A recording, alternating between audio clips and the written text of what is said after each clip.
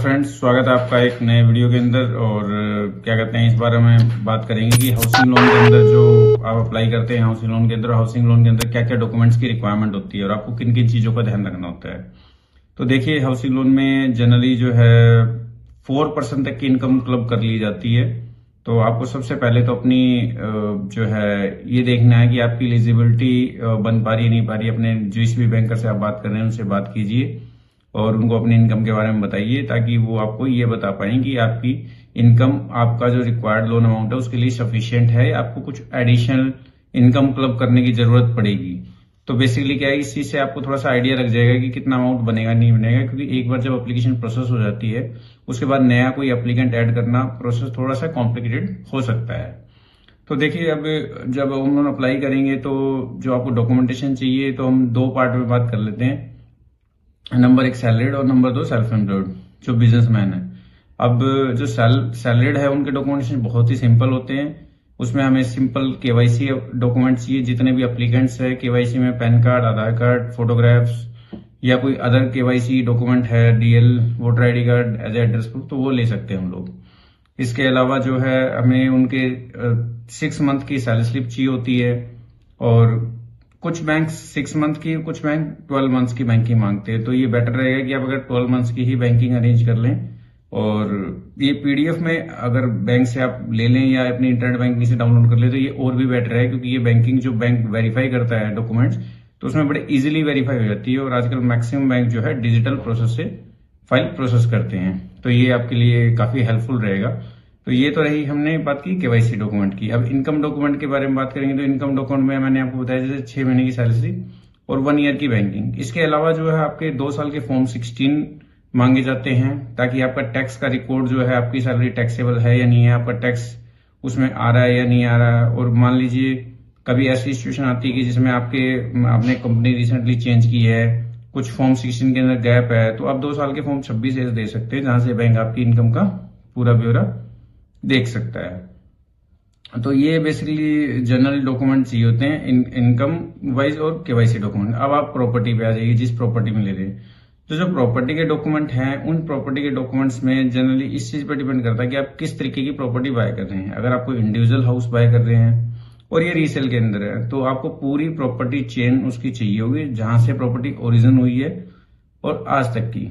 Generally bank 30 years का chain मांगते हैं। तो 30 साल के चेन के अंदर जनरली सारी चीजें क्लियर होती है, बट कुछ कुछ केसेस में ये आपकी प्रीवियस भी मांग सकते हैं। तो आप कोशिश कीजिए अपने पास पूरी चेन हो, जिस भी सेलर से आप प्रॉपर्टी बाय कर रहे हैं। अब मान लीजिए आप फ्लैट ले रहे हैं, तो फ्लैट के केस में आप रीसेल के अंदर ले रहे हैं, तो अगेन बिल्डर से लेके जो लेटेस्ट सेलर है उस तक की पूरी प्रॉपर्टी चेन चाहिए। और अगर आप डायरेक्ट बिल्डर से ले रहे हैं, तो पहले अपने बैंक से चेक कराइए क्या वो बिल्डर अप्रूव्ड है उस पर्टिकुलर बैंक के अंदर। अगर वो बिल्डर अप्रूव्ड है तभी वो बैंक आपका लोन प्रोसेसिंग में जाएगा। तो उस केस में builder buyer agreement, allotment letter, या जो जितनी भी आपने पेमेंट की है पेमेंट रिसिप्ट्स, इस तरीके के डॉक्यूमेंट्स चाहिए होते हैं। और अब थर्ड एक केस मान लेते हैं कि अगर आप जो है कोई कॉमर्शियल प्रॉपर्टी बाय करना चाहते हैं या कोई इंडस्ट्रियल प्रॉपर्टी बाय करना चाहते हैं, तो उसमें हमें बेसिकली वो प्रॉपर्टी में जनरली आपकी या तो डायरेक्ट अलॉटमेंट में होंगी, रीसेल में होंगी। तो बेसिकली डॉक्यूमेंट से सही है। थर्ड जो मेनली जो प्रॉपर्टी डिफरेंस करती है वो फ्लोर आता है। जो फ्लोर जो जैसे कुछ लोग क्या कहते हैं, अपना प्लॉट परचेज करते हैं, उस पर 4 फ्लोर बना के सेल करते हैं। तो उस केस के अंदर क्या है कि उस केस के अंदर आपको स्पेसिफिक चीजें ध्यान रखनी होती है कि उसके अंदर मैप क्लियर है या नहीं है। जो बना के भेज रहा है उसका मिनिमम एरिया की रिक्वायरमेंट होती है पर्टिकुलर स्टेट के हिसाब से पर्टिकुलर, तो आपको स्टेट रिक्वायरमेंट चेक करनी पड़ेगी जो है उसके हिसाब से। और अगर आपको इस चीज में कहीं भी दिक्कत है तो हमारे दिए हुए नंबर पे आप कांटेक्ट कर सकते हैं और हमारी वेबसाइट पे भी जा सकते हैं। लिंक वेबसाइट के हमने डिस्क्रिप्शन में डाले हुए हैं, तो वहां से आप हमें व्हाट्सएप पे भेज सकते हैं, अपनी क्वेरी रेज कर सकते हैं। तो हमारी टीम जितना ज्यादा से ज्यादा होगा फटाफट से आपकी क्वेरी रिजोल्व करने पाएगी। तो ये मैंने डॉक्यूमेंट्स आपको बताया सैलरी के। अगर यही मान लीजिए अगर कोई बिजनेसमैन है जिनका अपना बिजनेस है, तो वो लोग डॉक्यूमेंटेशन में क्या लेंगे, तो उन केसेस में केवाईसी डॉक्यूमेंट सभी एप्लीकेंट के सेम रहेंगे। और जो डिफरेंस आएगा इनकम डॉक्यूमेंट में, उनके 3 साल के हमें फाइनेंशियल्स चाहिए, 3 साल की आईटीआर और डिटेल्ड आईटीआर चाहिए हमें। आईटीआर एक्नॉलेजमेंट प्लस जो है उनकी कंप्यूटेशन है, प्रॉफिट एंड लॉस है, बैलेंस शीट्स है। अगर उनकी आईटीआर ऑडिटेबल है तो ऑडिट रिपोर्ट चाहिए हमें। तो बेसिकली ये पूरे कंप्लीट डॉक्यूमेंट्स हमें चाहिए होते हैं, और बैंकिंग उनका जो भी करंट अकाउंट जो मेन ऑपरेट करता है, जितने भी करंट अकाउंट उनकी बैंकिंग चाहिए होती है।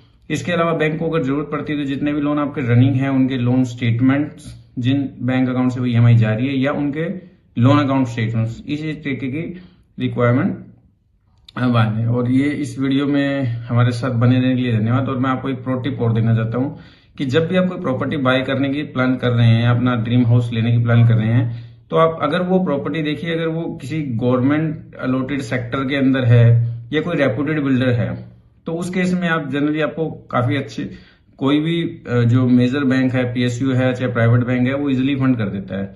लेकिन अगर यही आप प्रॉपर्टी किसी म्युनिसिपल एरिया में बाय कर रहे हैं, तो मेरी सजेशन है कि आप बैंक्स की तरफ ना जाके आप एनबीएफसी जो रहेंगी आप उनकी तरफ जाइए, क्योंकि वो आपको वहां इजिली कर देते हैं। उसका रीजन भी मैं बताता हूँ। बैंक्स जब जाते हैं, जब उसकी legal and valuation bank property की चेक करता है, तो जनरली क्या होता है कि वो जो उनकी जो मैप के अकॉर्डिंग, जनरली म्युनिसिपल कॉर्पोरेशन में जो प्लॉट्स आते हैं, जो प्रॉपर्टी आती है, वो जनरली मैप के अकॉर्डिंग बनते नहीं है, तो वो कहीं ना कहीं जाके टेक्निकल्स के अंदर, बैंक के अंदर रिजेक्ट हो जाती है। तो अननेसेसरली आप अपनी प्रोसेसिंग फीस, अपना legal and valuation charges waste करेंगे। तो ये आप जब भी अप्लाई करें, और तो आप ये चीजें ध्यान रखिए। और अगर आप चाहते हैं कि ये सारी चीजें आपको पहले से आपके लिए कोई और करके दे दे, तो हमारी पूरी टीम जो है रेडी है इसके लिए। और आप अगर हमें अपनी क्वेरी रेज करेंगे तो हमारी टीम जल्दी से जल्दी आपसे कॉन्टेक्ट करेगी।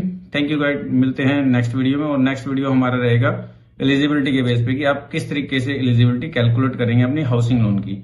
और ये जो एलिजिबिलिटी हम दोनों केस में जो डिस्कस करेंगे कि सैलरीड, अगर आप सैलरीड हैं तो किस तरीके से कैलकुलेट करेंगे, अगर आपका बिजनेस है तो आप किस तरीके से कैलकुलेट करेंगे।